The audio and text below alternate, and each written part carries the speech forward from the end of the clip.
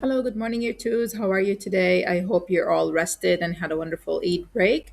Again, we will continue to focus on a very important comprehension skill. And as we started already before the break, we started on the topic of inference. So, just following up on Miss Kelly's lessons, we're just going to go through an activity here where I'm going to show you a picture.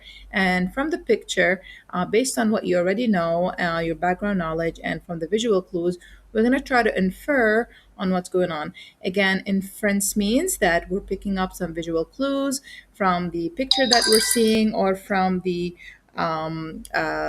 text that we're reading in the story in order to draw conclusions about what is going on. So I hope you're all ready.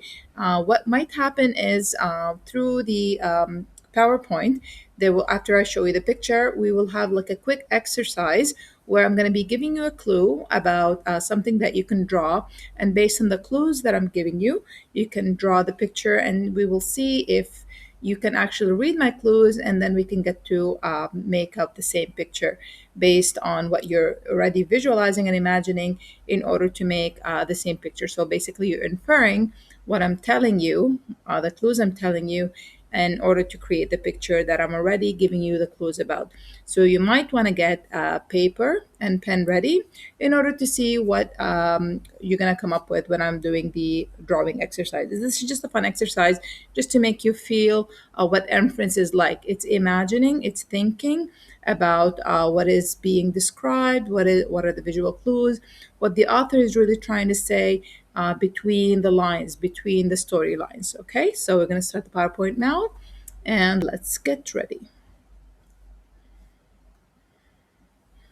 So today's lesson is inference and understanding. As we said, boys and girls, inference is a very important comprehension skill, which means you are understanding the text, you're understanding the story, you're looking for clues from the words that you're reading, you're looking for clues from the pictures that you're looking at from your storybooks as well, in order to find out more about what's going on.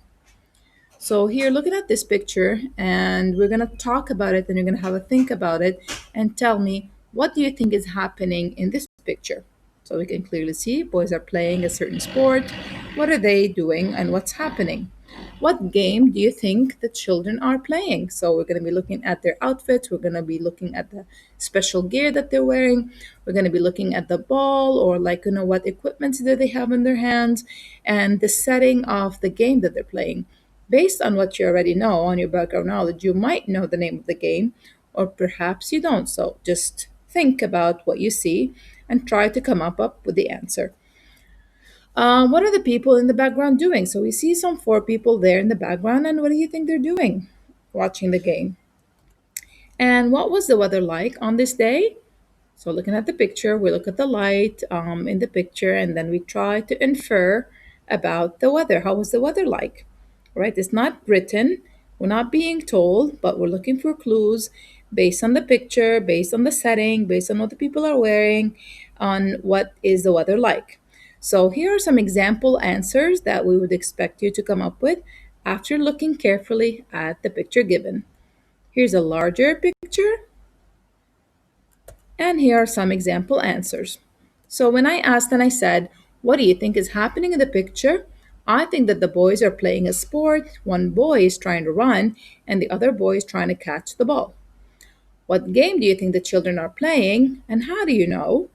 The children could be playing rounders or a game called baseball. So some of you might be familiar with that game. This is a game of baseball because I can see that there's a bat, that big wooden stick, the long wooden stick that the boy is carrying, and there's a ball in the air, and that one of the boys is wearing a glove to catch the ball. So those are your clues to find out that the boys are playing rounders or baseball. And what are the people in the background doing? So we saw four people in the background behind the fence. What are they doing? What did you infer? Well, you could have inferred that the people in the background are watching the game and they're a little bit shocked by what's happening. They're like excited, they're thrilled, they're watching a game. They're cheering on their kids. And what was the weather like on this day? And how do you know? Well, the weather is very sunny on this day, and I know this because all of the people watching the game are wearing sunglasses. And we already know from your background knowledge that you wear sunglasses when the weather is hot and sunny. Sorry, not necessarily hot, but it's quite sunny. So people are wearing sunglasses. So basically, boys and girls, what you just did, you answered all these questions that were not clearly stated, that were not written, by inferring on the picture and finding out from the picture by what you already know.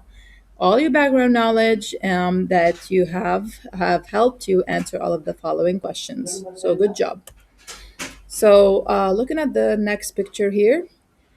Okay, so look at the picture and talk about these questions and think about it carefully. What's happening in the picture? Is the child an adult? Is this a child or an adult, and how do you know? Where might this picture have been taken? And had it been raining on that day, and how do you know? So, again, we're going to go over it. We're going to go over the questions. What's happening in the picture? Look for the clues. Is this a child or an adult, and how do you know? Where might this picture have been taken? And had it been raining on that day, you'll want to look for a clue for that. And then how do you know? Here's a larger picture. And here are some example answers that we would expect you to provide after looking at the picture. So, what's happening in the picture? A girl is planting a flower in the soil. Is this a child or an adult? And how do you know? I think it's a child because, they look smaller, in size than an adult, and they have smaller hands and feet. We can also say about, the special shoes that they're wearing. They're wearing colorful shoes. That's another clue you could say. And where might this picture have been taken? You could say that this picture would have been taken outside. It might have been taken in a garden. Obviously, this picture would not be possible to have been taken inside a bedroom or a living room. It's clearly in an outside setting. And then, had it been raining on that day, and how do you know? How do you know if it was raining or not? Well, your clue would be looking at the soil. I looked at the soil, and the soil looks quite dry. And so, if it would have been raining, the soil would have been wet. Again, boys and girls, you just answered all these questions that were not clearly stated, they were not written, by just looking at the clues and based on what you know. You knew that children are smaller in size than an adult, and that's how you knew that there was a small girl or a small boy. You knew that this picture was taken outside because obviously you know that soil would not be provided inside the house. You knew that it wasn't raining because you know if the weather has been rainy, the soil and everything else would have been wet or soggy. Okay, well done, everyone.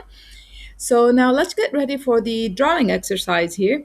And basically, you're going to try to infer by drawing from the clues that I'm going to tell you what I'm going to have you draw. So I'm going to be giving you clues, and based on my clues and my indicators, you're going to try and follow my directions and draw the picture. So basically, what you're doing here is that you're inferring and you're trying to conclude what I have in mind, what I'm trying to describe. Okay, so if you want to get just a quick paper and pen and try and draw with me the picture of the sentences that I'm about to describe. Hope you're ready. Here we go. I have a fish tank in my room. Fish tank, we're all familiar with a fish tank. It is rectangle in shape and has a bright pink lid. So it's a rectangle shape, not a square, and it has a bright pink lid on top. Inside the fish tank, the water is filled up almost to the top. So there's water, but it's not filling it completely, but almost to the top. And on the bottom of the tank, there is sand, and there are 3 green plants. Finally, I only have 1 fish in my tank, and it's a goldfish. Did you try to make the same picture I have in mind? Let's review the picture and see if you had something similar. Well done, everyone. You followed the directions and you drew a fish tank that is rectangle in shape with water that's almost filled up to the top, with a bright pink lid on top, with 3 green plants, sand at the bottom, and 1 fish that is a goldfish. One more picture exercise. Let's continue the practice. Look at the picture and then we were going to try to answer the following questions. What are the mechanics doing to the car? I look at the car, I look at the outfits that the mechanics are wearing, I look at the setting for clues. What kind of event is this? This doesn't seem to be something that is normally in a regular street. It seems to be a special event. What do you think it could be? Why are there so many people in the background? I mean, you wouldn't see this in a regular street or regular city ride. This is something special. Something big is going on. An event, a special sport event. And why are all of these mechanics wearing helmets? What do we use helmets for? Based on what I know, I should be looking for these clues and answering to the best of my ability based on what I know. So here are some example answers. Looking at the picture again, larger picture. Here are some example answers that you could be thinking about and providing us with. So, what are the mechanics doing to the car? I think the mechanics are fixing the car and changing the tires. What kind of event is this? I think that this is a car race at a racetrack. Why are there so many people in the background?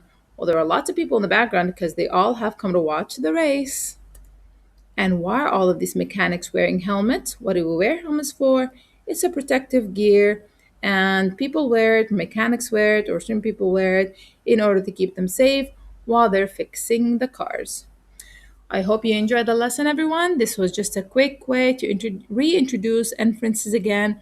And please don't forget that this lesson is followed with an activity that we would like you to finish today and fill it up as soon as you can and upload it into your journal.